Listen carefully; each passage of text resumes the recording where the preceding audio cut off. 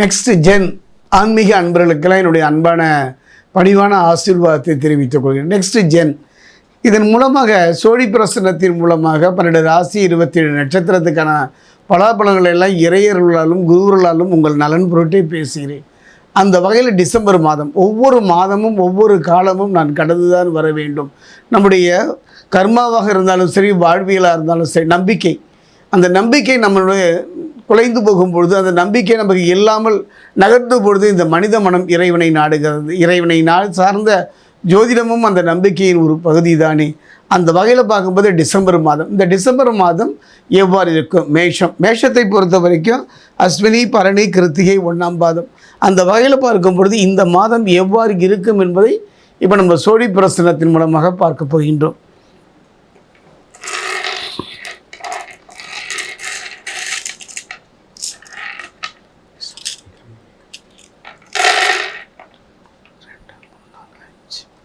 மேஷத்தில் இருக்கக்கூடிய அஸ்வினி, மேஷத்தில் இருக்கக்கூடிய பரணி,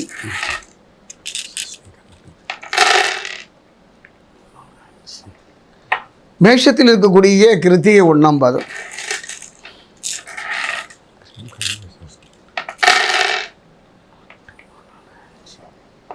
மேஷராசி அன்பர்களே, எத்தனையோ போராட்டங்கள், எத்தனையோ வேதனைகள், எத்தனையோ ஏமாற்றங்கள், தொழில் ரீதியான துரோகங்களை சந்தித்து கலங்கி போன உங்களுக்கு இந்த மாதமாக நன்றாக இருக்குமா என்று ஏங்குவது இயற்கை தானே.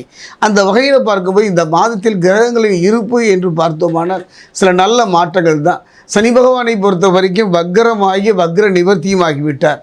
கும்பத்திலிருந்து மீனம் சென்று விட்டார். குருவை பொறுத்தவரை வக்ரமாகி வக்ர நிவர்த்தி, அதாவது மிதுனத்திலிருந்து கடகம் வந்தால் திரும்பவும் கடகத்திலிருந்து மிதுனம் சென்று விட்டார். அப்படிப்பட்ட ஒரு சூழ்நிலையில் இப்போ எப்படி இருக்கும்?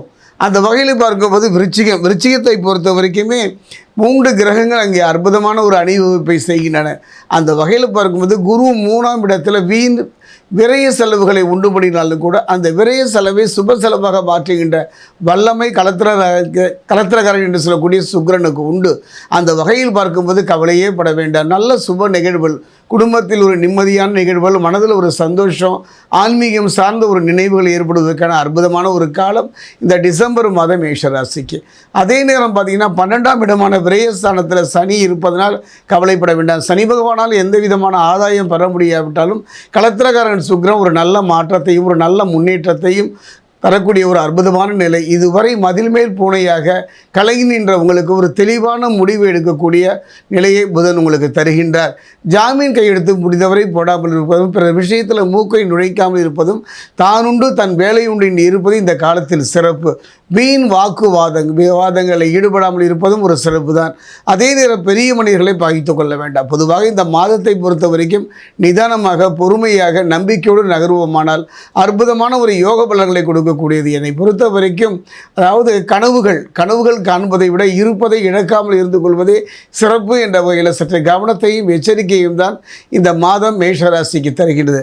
அதே நேரம் பார்த்திங்கன்னா மேஷராசியை பொறுத்த வரைக்கும் இந்த மாதம் சனி பகவான் சற்று கவலையை தந்தாலும் சனி பகவானால் எந்த விதமான பலனை நாம் பெற முடியாத ஒரு காரண கட்டம். அப்போ நீங்கள் என்ன பண்ணலான்னா பரிகாரம் என்று சொல்வதை செய்து பாருங்கள், முயன்று பாருங்கள். என்னுடைய அனுபவத்தில் இப்படிப்பட்ட காலகட்டத்தில் திருத்தணி அருகே இருக்கக்கூடிய பாதசனீஸ்வரர் ஆலயம் சென்று அங்கே சனி பகவானுக்கு அங்கு தரும் நல்லெண்ணெயை கொண்டு அபிஷேகம் செய்வது அற்புதமான யோக பலனை தரும்.